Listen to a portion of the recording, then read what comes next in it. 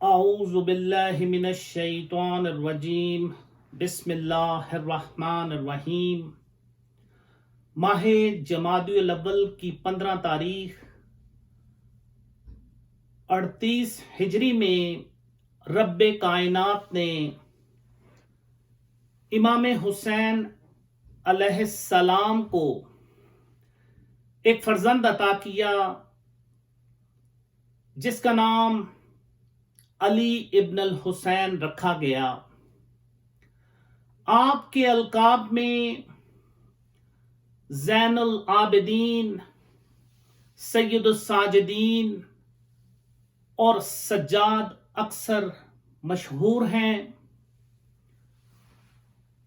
آپ کے زین العابدین ہونے کی اصل وجہ یہ ہے کہ سرور دو عالم حضرت محمد مصطفیٰ صلی اللہ علیہ وآلہ وسلم نے آپ کو یہ لقب عطا فرمایا تھا، اور اپنی زندگی میں یہ بتا گئے تھے کہ روز قیامت جب زین العابدین کو آواز دی جائے گی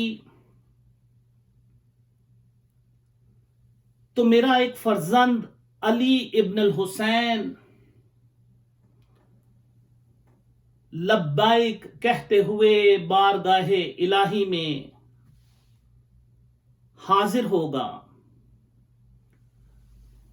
اور اس بات کی تائید بعد میں اس واقعہ سے ہو گئی۔ کس واقعہ سے؟ جس کو صاحب مناقب اور صاحب شواہد النبوہ نے نقل کیا ہے۔ ہوا کیا کہ ایک رات امام زین العابدین علیہ السلام نماز تہجد میں مصروف تھے کہ شیطان ایک اژدہا کی شکل میں آیا، بلکہ ایک روایت میں ہے کہ اس اژدہا کے 10 سر تھے اور آپ کو اذیت دینا شروع کر دی۔ اس نے آپ کے پیر کے انگوٹھے کو چبانا شروع کر دیا، لیکن امام زین العابدین اپنی عبادت میں مصروف رہے اور وہ شکست کھا کر چلا گیا۔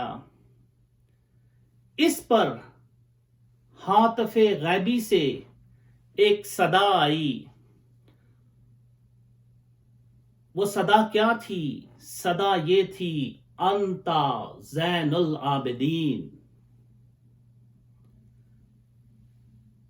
اور اس صدا کا نہ تو اس اژدہا سے کوئی تعلق تھا اور نہ ہی ابلیس سے، بلکہ یہ ندائے قدرت تھی، یہ ہاتف غیبی وہی آواز تھی جو امیر المؤمنین علی ابن ابی طالب علیہ السلام کی میدانی فتح پر لا فتح الا علی کہتے ہوئے فضائے عرض سے گونج رہی تھی۔ اللہ اکبر۔ آپ کے سجاد ہونے کی وجہ یہ ہے کہ آپ ہر معمولی سے معمولی نعمت خدا کے ملنے پر یا مصیبت کے دور ہونے پر یا مومنین کے درمیان اصلاح ہو جانے پر سجدہ شکر بجا لاتے تھے۔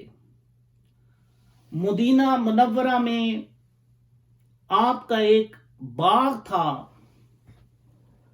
اس باغ میں 500 خرمے کے کھجور کے درخت تھے، اور جب آپ وہاں تشریف لے کر جاتے تو ہر درخت کے نیچے 2 رکعت نماز ادا کرتے، اور اللہ سبحانہ و تعالی کا شکر ادا کرتے کہ اس نے یہ رزق عطا کیا ہے، اور اس رزق کو زمانے کے کسی حادثے سے نقصان نہیں پہنچا۔ اس لیے آپ کو سجاد کا لقب ملا۔ حد تو یہ ہو گئی کہ کربلا کی وہ شب جس میں بہت ہی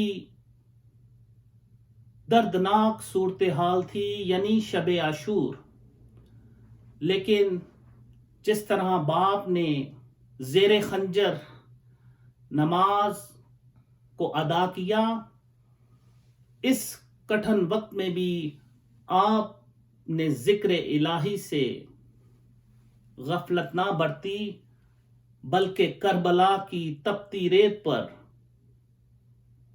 نماز ادا کی۔ اللہ کا ڈر اتنا تھا کہ جب آپ وضو کرتے تو آپ کے چہرے کا رنگ بدل جاتا، کہ مالک یوم الدین کی بارگاہ میں جانا ہے۔ اکثر حالت نماز میں سورۃ الحمد کی تلاوت کرتے ہوئے جب مالک یوم الدین کی تکرار فرماتے اور لرزتے تھے کہ میں کھڑا ہوں اس کی بارگاہ میں جو روز قیامت کا مالک ہے، جس کا سارا ملک اس کے قبضہ قدرت میں ہے اور کسی کو کوئی اختیار نہیں ہے، اور مال و اولاد کوئی کام آنے والا نہیں ہے۔ بسا اوقات نماز میں جسم بید کی طرح لرزتا تھا، اس لیے کہ مجیر کی بارگاہ میں کھڑے ہیں، ایاک نعبد و ایاک نستعین کی تکرار کرتے ہیں۔ اب فرماتے تھے کہ میں نے مدد مانگی ہے، ادھر سے مدد کا وعدہ بھی تو آنا چاہیے۔ اللہ اکبر۔ بس خشوع و خضوع کا عالم یہ تھا کہ ایک مرتبہ آپ نماز میں مصروف تھے کہ بیٹا کنویں میں گر گیا، لیکن آپ نے اپنی نماز کو جاری رکھا۔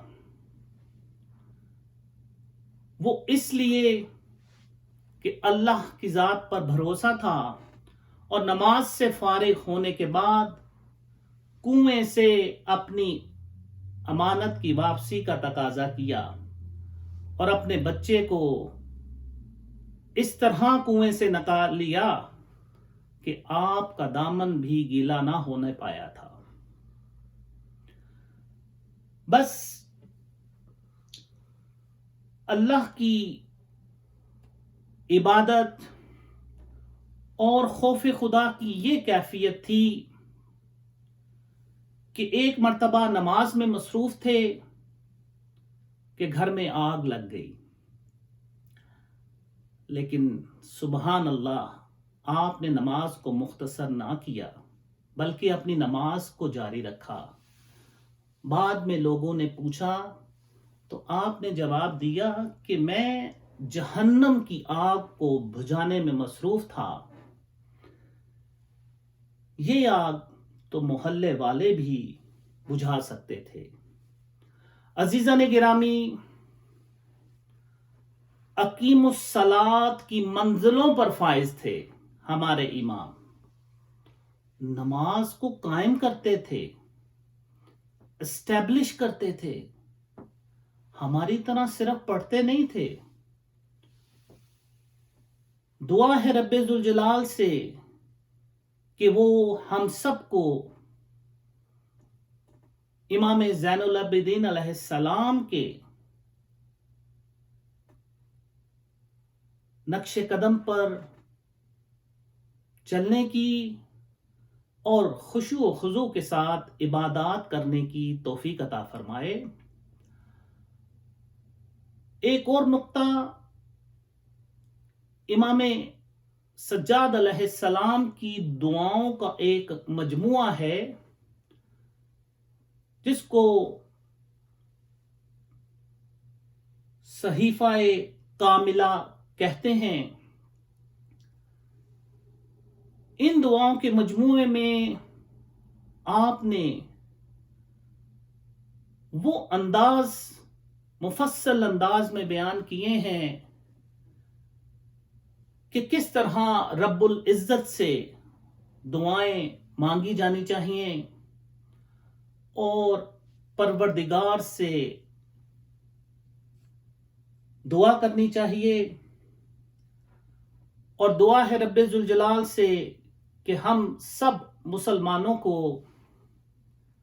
امام زین العابدین علیہ السلام، سید الساجدین، امام سجاد اور عابد بیمار کی اس دعاؤں کے مجموعے سے مستفید ہونے کی توفیق عطا فرما۔